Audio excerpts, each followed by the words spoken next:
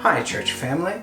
This is Pastor Ryan, and I'd like to invite you first of all into my office, but then also, more importantly, to our new online teaching series called Caring for Yourself and Others.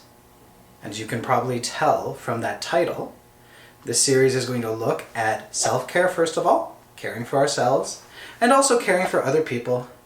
But critically, another thing we want to do is see how these two ideas are interconnected.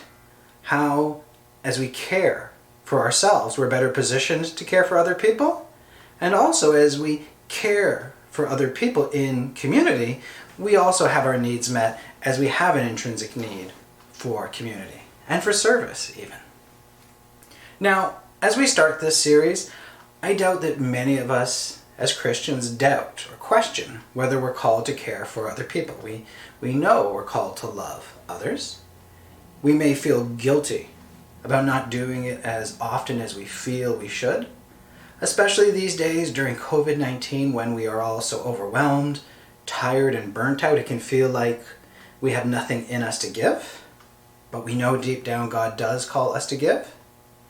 Self-care, however, may not be something we're as familiar with or as comfortable with. We may think, for instance, well, that's not in the Bible. Isn't that just modern pop psychology? Isn't that a self-help concept? And we may feel guilty about the idea of self-care. Isn't that just a form of selfishness? And if we have these reservations, or any reservations at all really, that's okay. These are good, legitimate questions.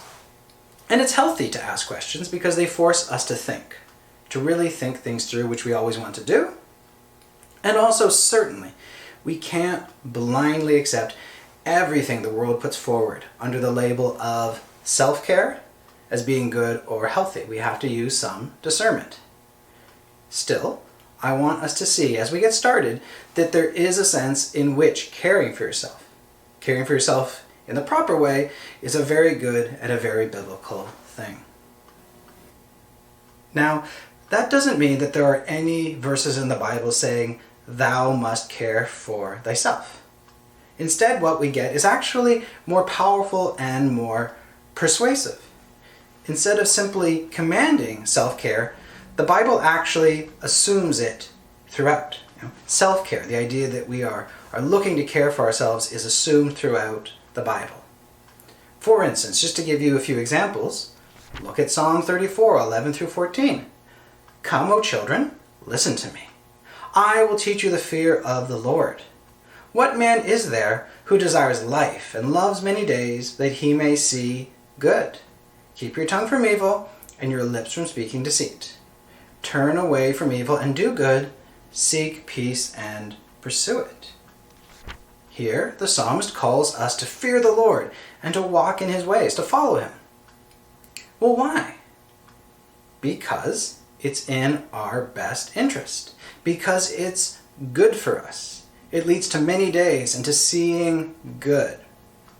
We should follow God because in doing so we are actually caring for ourselves, which then assumes that caring for yourself is a good thing, because the Bible wouldn't try to motivate us with something bad, would it? And then to give you another example, Jesus himself in Matthew 11, 28 through 30 says, "Come to me, all who labor and are heavy laden, and I will give you rest. Take my yoke upon you and learn from me, for I am gentle and lowly in heart, and you will find rest for your souls. For my yoke is easy and my burden is light." Jesus calls us to come to him. Why? Again, because it's good for us. It leads to rest and to experiencing his grace. Jesus calls us to come to him as a way of caring for ourselves. We care for ourselves by going to Jesus and letting him care for us. And these, of course, are just two examples. There are many, many, many more we could look at. Because again and again and again, the Bible tells us we should do what is actually good for ourselves. We should take care of ourselves. The Bible assumes that that's how people operate, and even that it is how we should operate. We just need to have a proper understanding of what is good for us. We just need to know that the best thing for us is God and his ways. Now, perhaps the most interesting verse in the Bible, where Scripture assumes that we do and we should care for ourselves, is Mark 12, verse 31, where Jesus says, "You shall love your neighbor as yourself." And this commandment to love your neighbor only makes sense if you actually love and care for yourself.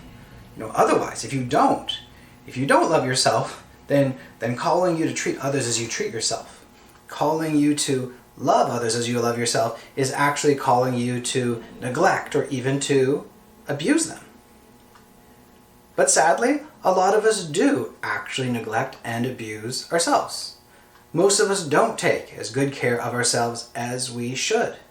We often don't act in our own true best interest. Which then begs the question, how will we know how to love others if we don't even know how to love ourselves?